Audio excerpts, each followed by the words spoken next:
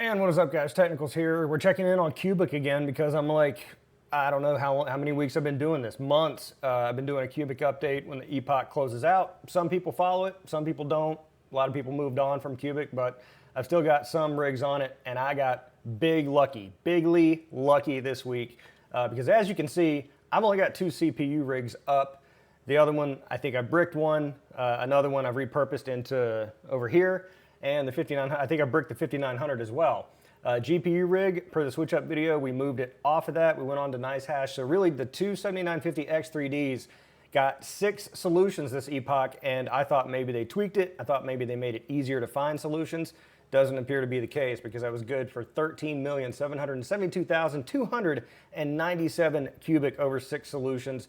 2 CPU rigs this week. So big lucky, that's all it was. And those 6 solutions came before Saturday. So it was only 3 or 4 days worth of mining. And that's why I thought that they had adjusted the difficulty because I was getting so many more compared to the previous epochs that I actually was like, okay, let's just stay on it and see what's going on there. The 7900s were on there for a little bit, but for all intents and purposes, it was just the 2 X3Ds that were on there. So divvying it up, good for a total of $23, $23.90, $24 of profit. That's after power costs for each rig over the week. Comparing it to the next most profitable thing, which on hashrate.no is Monero. You know things are bad when it's Monero.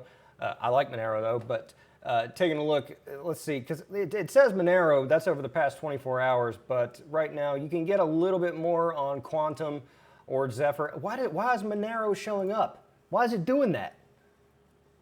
The other ones are beating it, even on the 24 hour, but it's showing Monero. Anyway, it's about the same. It was 74 cents versus 74 cents. So all the same, if we would have mined Zephyr or Monero or whatever it was for the week, we would have expected to take in a revenue of 1036, profit of 670, but instead we're taking out profit for the week for both rigs combined, $47.80. That's $8.58 per soul. Very, very lucky. So I'm going to keep these two X3Ds. I'm just going to keep them on Cubic, and I'm doing experiments with the other CPU rigs.